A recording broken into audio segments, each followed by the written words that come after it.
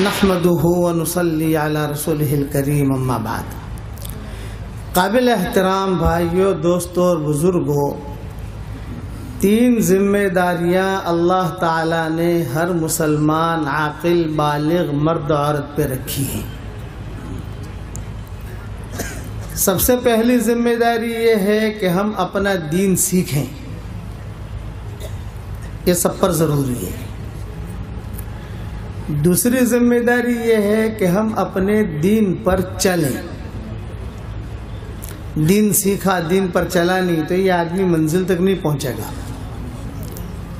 اور تیسری ذمہ داری یہ ہے کہ اپنا دین دنیا میں پھیلے، ہم اس کی کوشش میں لگے رہیں۔ یہ دین سیکھنا، دین پر چلنا اور دین دنیا میں پھیلے اس کی کوشش کرنا، یہ 3 کام آدمی کرے گا تو سمجھ لو کہ یہ آدمی منزل تک پہنچ جائے گا، وہ کہیں پر بھی اٹکے گا نہیں۔ کہ یہ 3 کام ہم سب کو کرنے ہیں۔ اپنا دین سیکھو اور اپنے دین پر چلو اور اپنا دین دنیا میں پھیلے اس کی کوشش میں لگے رہو۔ علماء نے لکھا ہے کہ آدمی اگر اپنے دین پر چلتا ہے تو دنیا میں بھی اللہ برکت دیتا ہے، مرنے کے بعد بھی اللہ برکت دیتا ہے۔ کہ دنیا میں بھی کامیاب، مرنے کے بعد بھی کامیاب۔ دنیا میں کیا کامیابی ملے گی؟ کہ اس کو پاکیزہ زندگی ملے گی۔ یہ دنیا کی کامیابی ہے کہ پاکیزہ زندگی اس کو ملے گی، اس کے مال میں برکت، اس کے عمر میں برکت، کہ اس کی اولاد میں برکت، یہ اللہ کا وعدہ ہے۔ اس لیے حضور اکرم صلی اللہ علیہ وسلم کی سنتوں پر چلنا اور حضور صلی اللہ علیہ وسلم کے دین پر چلنا، یہی سب سے بڑی کامیابی کی ہماری نشانی ہے۔ اور امت پر سب سے بڑا، سب سے پہلا جو عذاب آتا ہے وہ عذاب یہ آتا ہے کہ اللہ تعالیٰ اس سے عمل کی توفیق چھین لیتا ہے۔ یہ سب سے بڑا اور سب سے پہلا عذاب یہ آتا ہے امت پر کہ اللہ عمل کی توفیق کو اللہ چھین لیتا ہے۔ عمل کی توفیق چھن گئی، بھئی نماز پڑھ رہا تھا، نماز کی توفیق چھن گئی، قرآن پڑھ رہا تھا، قرآن پڑھنے کی توفیق نہیں ملی، تہجد پڑھ رہا تھا، تہجد پڑھنے کی توفیق نہیں مل رہی، کہ اسے اب حج کرنے کی توفیق نہیں مل رہی، سمجھ لو کہ اللہ اس سے ناراض ہے۔ یہ علامت ہے ناراضگی کی۔ ناراضگی کی علامت یہ نہیں ہوتی کہ آدمی جو ہے گناہ کرے اور فرشتہ آ کر اسے لکڑی مارے، یہ نہیں ہوتا۔ کہ آدمی نے گناہ کیا اور گناہ کر کے جو ہے فرشتہ آ کر جو ہے اسے گھسٹ کر لے جائے جیل خانے میں، یہ نہیں ہوتا۔ یہ دنیا والوں کی ترتیب ہے۔ لیکن اللہ کی یہ ترتیب یہ ہوتی ہے کہ اللہ اس کے دل کو تنگ کر دیتے ہیں۔ وَمَنْ أَعْرَضَ عَنْ ذِكْرِي فَإِنَّ لَهُ مَعِيشَةً ضَنْكًا وَنَحْشُرُهُ يَوْمَ الْقِيَامَةِ أَعْمَى۔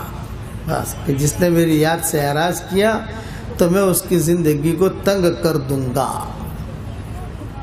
یہ کہ میں اس کی زندگی کو تنگ کر دوں گا۔ بس مال بہت ہے، اسباب بہت ہیں، یوں کہ کھانا بہت ہے، یوں کہ فیکٹری بھی ہے، یوں کہ سب کچھ ہے، لیکن سکون نہیں ملے گا اس کو۔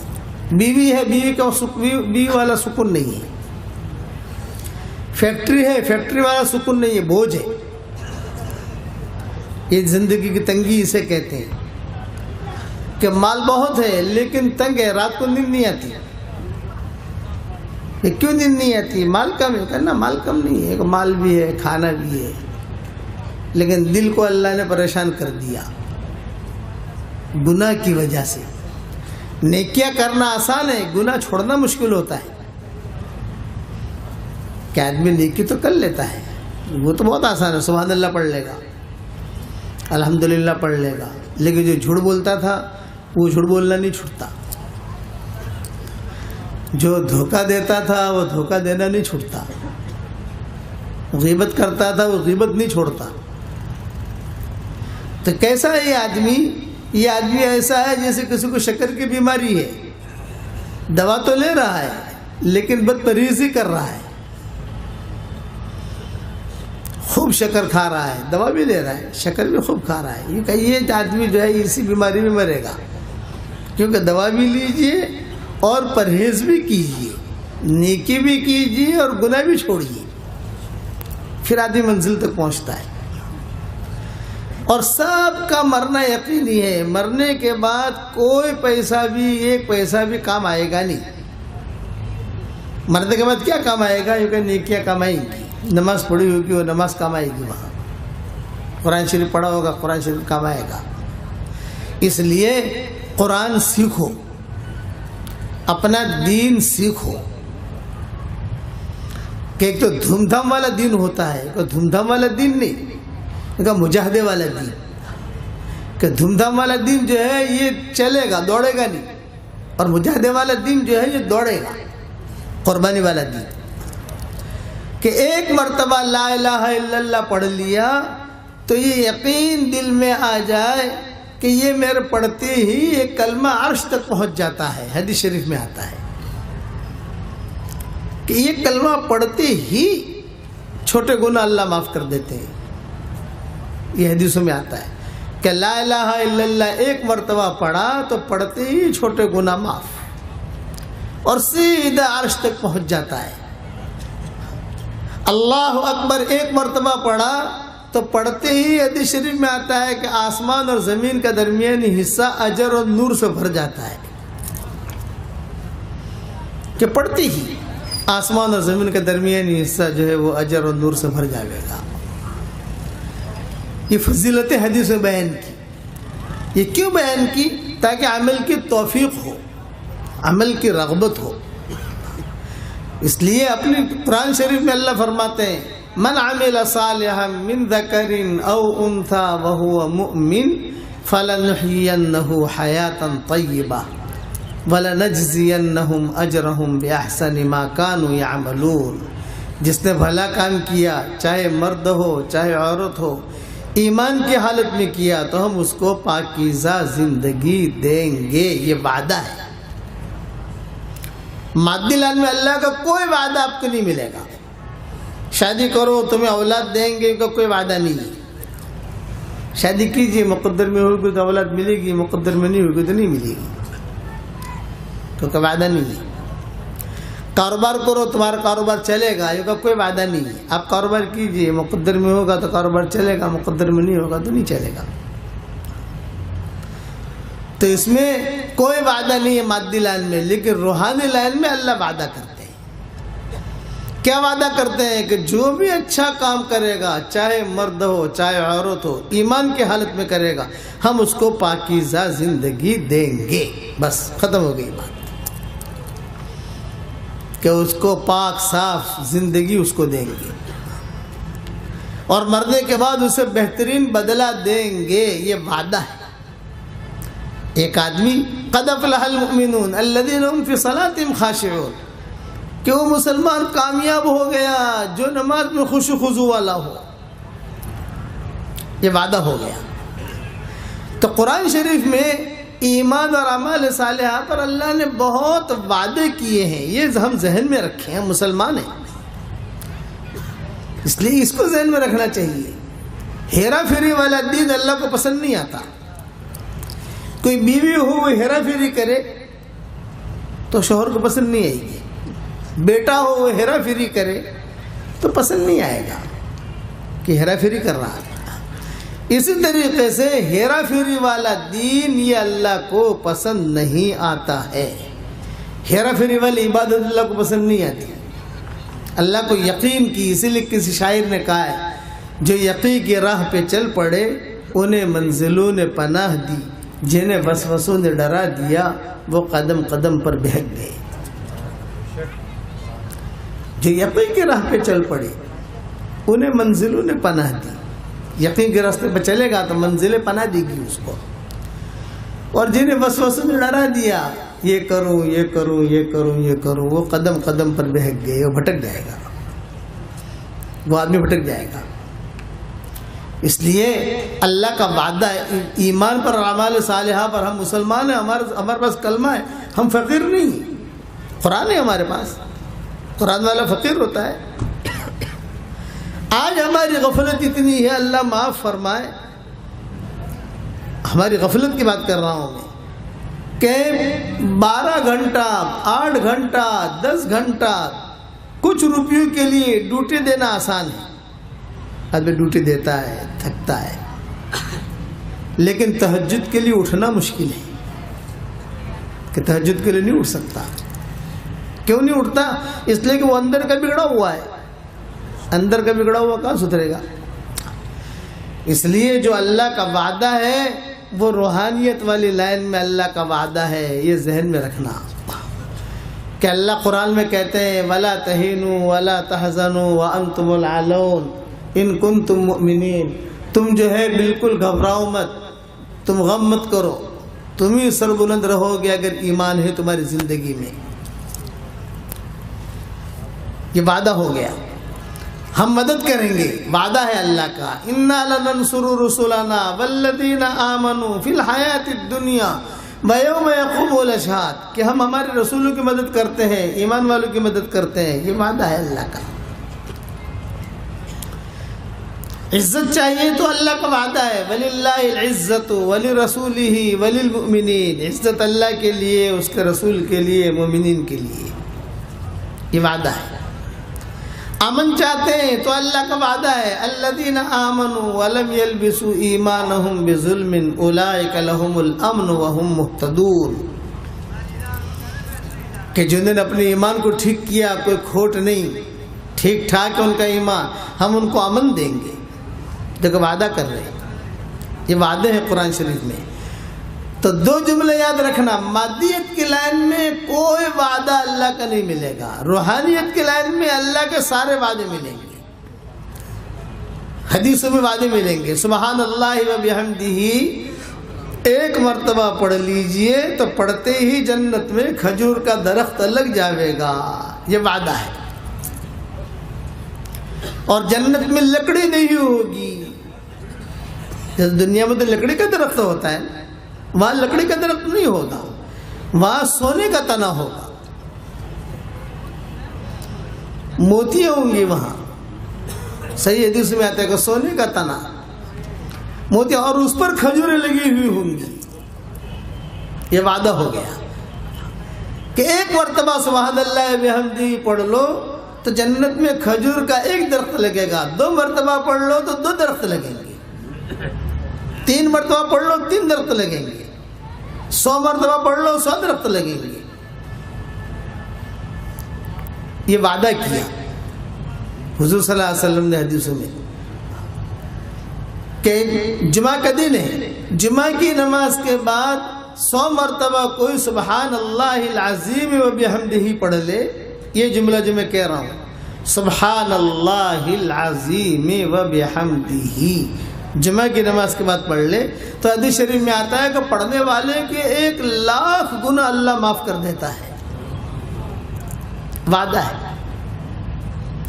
اس کے باپ کے 12,000 گناہ اللہ معاف کر دیتا ہے، ماں کے 12,000 گناہ اللہ معاف کر دیتا ہے، 1,24,000 گناہ معاف ہوتے ہیں، پڑھنے والے کے 1,00,000 گناہ معاف، ماں کے 12,000 اور باپ کے 12,000، یہ وعدہ کر لیا۔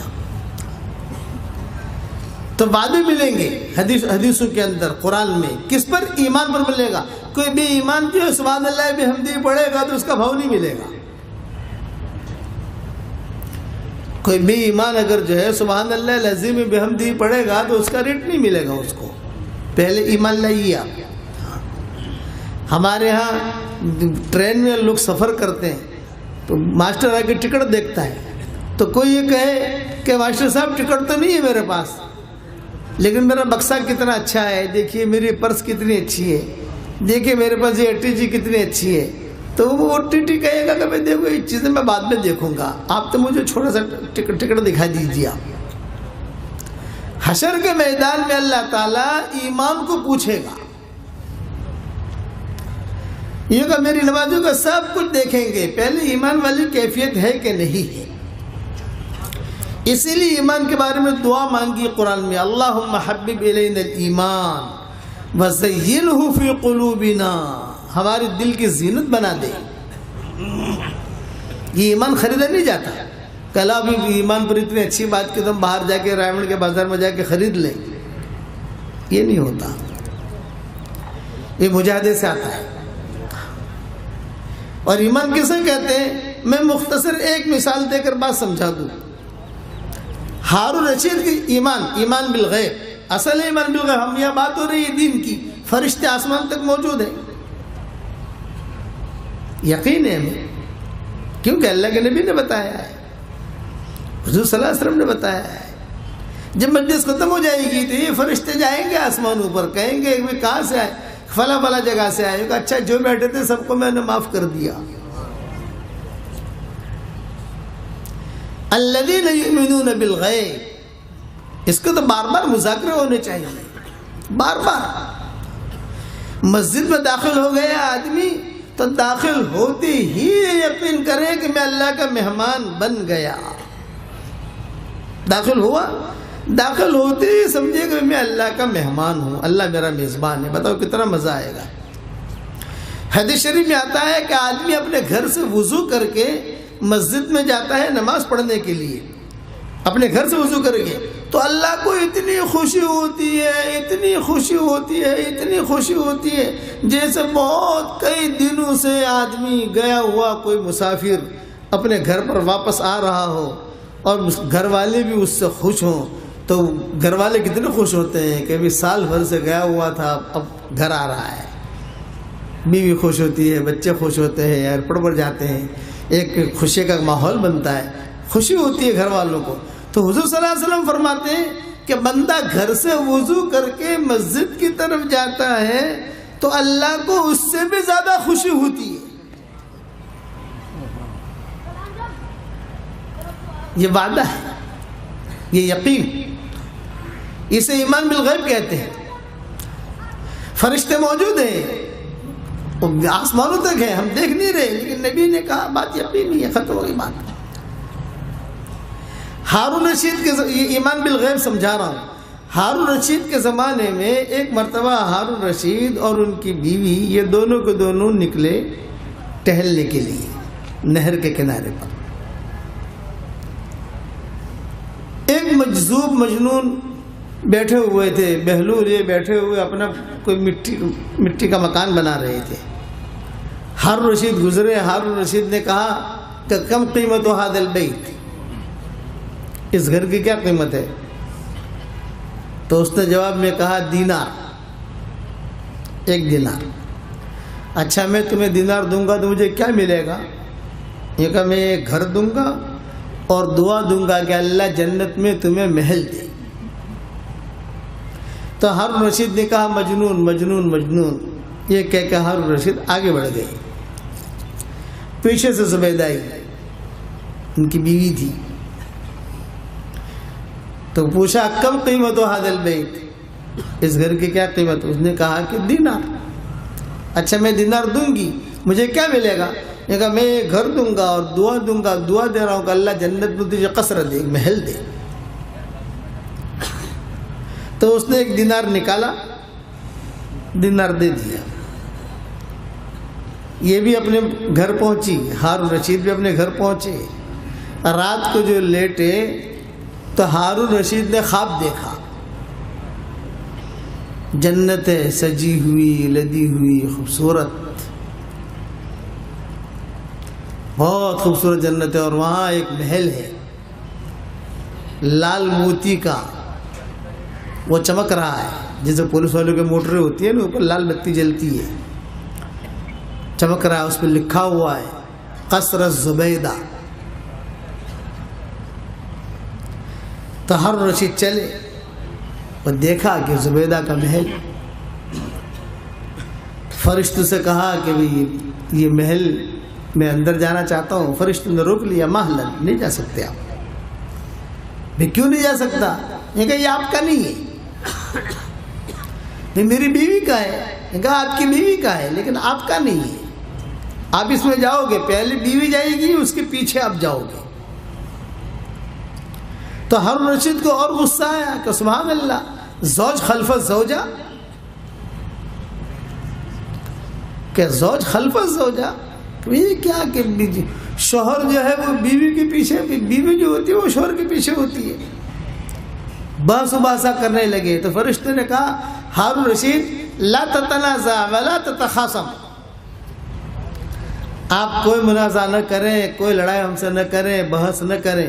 دنیا کا قانون اور ہے، یہاں کا قانون اور ہے. یہ محل میں آپ نہیں جا سکتے.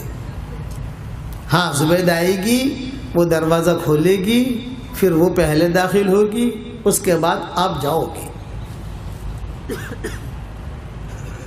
یہ خواب دیکھا، خواب دیکھتی ہی ہارون رشید کی آنکھ کھل گئی. خواب بھی سمجھ گیا، تعبیر بھی سمجھ گیا، کیونکہ مسئلہ ہے.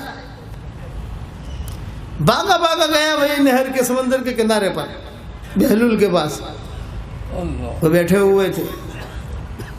پوچھا کم قیمت هذا البیت، فرفع راسه الى الملک، بادشاہ کی طرف سر اٹھایا اور کہا اس گھر کی قیمت ہے جمیع اراضیک وسلطنت کا کاملہ، اراضی کا کاملہ مع کنوزها مع قصورها ما لها وما علیہا، کہ جتنی تیری پراپرٹیاں ہیں، جتنی تیری زمینیں ہیں، جتنی تیری بادشاہ تیرا رقبہ جتنا ہے، وہ سارا کے سارا تو مجھے دے دے تو میں یہ مکان دوں گا تجھے. تو ہارون رشید نے کہا کہ سبحان اللہ، امس کان الدینار، گزشتہ کل تو اس کا ریٹ تھا 1 دینار اور آج ایک رات میں اس کا بھاؤ اتنا بڑھ گیا. تو بہلول نے جواب دیا امس کان بدون الرؤیا اليوم مع الرؤیا، کل بن دیکھے سودا تھا، کل بن دیکھے سودا تھا، آج تو میں دیکھ لیا، اب بھاؤ بڑھ گیا. اسی کو قرآن میں کہتے ہیں حتی اذا جاء احدهم الموت قال رب ارجعون، موت آئے گی تو آپ خود کہے گا کہ اللہ پاک مجھے واپس لوٹا دے. لعلی اعمل صالحا فیما ترکت کلا، اے اللہ اب اچھے عمل کروں گا، اب نماز پڑھوں گا، اب قرآن پڑھوں گا، اب یہ کروں گا. بیٹا مت کھینچو، فوٹو مت کھینچو بیٹا. لعلی اعمل صالحا فیما ترکت کلا، میں اچھا کام کر کے آؤں گا. فرشتے کہیں گے نہیں، اب بات ختم ہو گئی، اب دوسری دنیا بدل گئی. اس لیے یاد رکھنا کہ غفلت میں آدمی زندگی نہیں گزارے. کتنے دن غفلت میں گزارے گا آدمی؟ سوچے کہ کتنے دن میں غفلت میں رہوں گا. مرنا تو ہے اور جواب تو دینا ہے وہاں. اس لیے اپنا دین سیکھو. ہیرا پھیری والا دین اللہ کو پسند نہیں. ہمارے والد صاحب رحمۃ اللہ علیہ فرماتے تھے کہ مسجد میں اگر کوئی بگڑ گیا وہ کہیں نہیں سدھرے گا، دینی مجلس میں آ کر کوئی بگڑ گیا وہ کہیں نہیں سدھرے گا. اور ایک جملہ فرماتے تھے کہ نفس کا مارا ہوا جہنم میں جاتا ہے، دشمن کا مارا ہوا جنت میں جاتا ہے. کسی کو کسی کے نفس نے مار دیا، وہ کہ جہنمی بن گیا. وہ کہ شہید تھا لیکن نفس نے مار دیا، اس کو سخی تھا، نفس نے مار دیا. اس لیے یہ موٹی موٹی چیزیں ہیں. 3 ذمہ داریاں میں نے عرض کی تھی. اپنا دین سیکھو، اپنے دین پر چلو، اپنا دین دنیا میں پھیلے، اس کی کوشش میں لگے رہو.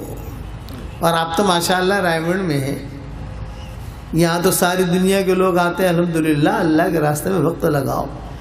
اللہ یعنی گھر سے نکلو، ایک نصیحت یاد رکھنا ہے، گھر سے نکلو تو دین کی نیت سے نکلو. خالی نیت تو کرنی ہے، میں کاروبار کے لیے نہیں جا رہا ہوں، میں دین کے لیے جا رہا ہوں. تو جب تک گھر کے باہر رہو گے اللہ کے راستے میں شمار رہو گے. اور آفس میں پہنچ گئے اور آپ کو جو ہے وہاں جا کے یاد آیا کہ اوہو میں نیت کرنا بھول گیا، جہاں آپ کو یاد آئے وہاں نیت کر لو. مولانا الیاس صاحب رحمۃ اللہ علیہ فرماتے تھے نیت کے ذریعے سے نیکیاں کمانا سیکھو. کہ نیت کے ذریعے سے آدمی نیکیاں کمانا سیکھے. جب اللہ نیت پر بھی دیتا ہے تو اللہ عمل پر بھی دیتا ہے. اس لیے اگر زندگی ہماری غفلت میں گزری، یہ کہ دروازہ کھلا ہوا ہے، اللہ خود ہاتھ پھیلاتے ہیں، حالانکہ اللہ کو ہاتھ پھیلانے کی ضرورت نہیں ہے، بندہ ہاتھ پھیلاتا ہے اللہ کے سامنے. لیکن حدیث شریف میں آتا ہے کہ بعض موقعوں پر اللہ تعالیٰ 24 گھنٹہ ہاتھ پھیلاتے ہیں. ان اللہ یبسط یدہ باللیل لمسیء النہار ویبسط یدہ بالنہار لمسیء اللیل. اللہ تعالیٰ رات کو ہاتھ پھیلاتے ہیں اور اعلان کرتے ہیں وہ دن کے گنہگار تو آ جا میں تجھے معاف کر دوں. دن میں ہاتھ پھیلاتے ہیں، کہتے ہیں وہ رات کے گنہگار تو آ جا میں تجھے معاف کر دوں. مغفرت کا دروازہ کھلا ہوا ہے، معافی مانگے. آدمی اپنے رخ کو صحیح رخ پر موڑے. ایک آدمی اپنے کار میں چل رہا ہے، اگر جو ہے غلط راستے پر چڑھ گیا تو آسان کیا ہے کہ آپ غلط راستے پر چڑھے ہیں تو آہستہ آہستہ کر کے ترتیب سے آپ جو ہے دائیں بائیں ہو کر کسی سے پوچھ کر صحیح راستہ اختیار کریں. لیکن اسی منزل پر چلتا رہے گا تو سیدھا جو ہے اپنی منزل سے دور جاتا جائے گا، اپنی منزل تک نہیں پہنچے گا. استغفار، حدیث شریف میں آتا ہے کہ آدمی استغفار کرے بڑے سے بڑے گناہوں کو بھی اللہ معاف کر دے گا. قل یا عبادی الذین اسرفوا علی انفسہم لا تقنطوا من رحمت اللہ. گنہگاروں کو کہا گیا کہ گنہگاروں تم اللہ کی رحمت سے نا امید مت بنو، اللہ سارے گناہوں کو معاف کرے گا. جب اللہ تعالیٰ گنہگاروں سے محبت کرتا ہے تو اللہ دینداروں سے کتنی محبت کرے گا. تھوڑا تو آدمی سوچے. حدیث شریف میں آتا ہے ایک صحابی آئے حضور صلی اللہ علیہ وسلم کے پاس، مسجد نبی بھری ہوئی اور وہی دروازے پر کھڑے رہ کر کہہ رہے ہیں وا ذنوبا وا ذنوبا وا ذنوبا، ہائے میرے گناہ ہائے میرے گناہ ہائے میرے گناہ. تو حضور صلی اللہ علیہ وسلم نے وہیں بیٹھے بیٹھے پوچھا کہ آپ کے گناہ کیا ہے، یعنی کیا گناہ ہے آپ کے؟ تو انہوں نے جواب میں کہا کہ حضرت کوئی گناہ ایسا نہیں ہے جو میں نے نہ چھوڑا ہو، میرے جھولے میں گناہ ہی گناہ ہے. اب تو حضور صلی اللہ علیہ وسلم نے فرمایا کہ پڑھو. حضور نے پڑھوایا کہ اللہم مغفرتک اوسع من ذنوبی. پڑھو آپ بھی میرے ساتھ پڑھو. اللہم مغفرتک اوسع من ذنوبی ورحمتک ارجع عندی من عملی. اللہم مغفرتک اوسع من ذنوبی ورحمتک ارجع عندی من عملی. اللہم مغفرتک اوسع من ذنوبی ورحمتک ارجع عندی من عملی. 3 مرتبہ پڑھوایا حضور نے. پھر حضور صلی اللہ علیہ وسلم نے فرمایا قم قد غفر اللہ لک. کھڑا ہو جا، اللہ نے تیرے گناہوں کو معاف کر دیا. اس لیے بس بات میں اسی پر ختم کرتا ہوں. میسج ٹی وی کے چینل کو سبسکرائب کیجیے اور امن کے پیغام کو پھیلانے میں ہماری مدد کیجیے. سبسکرائب کرنے کے بعد بیل کے آئیکن پر کلک کیجیے. آپ کا اپنا میسج ٹی وی.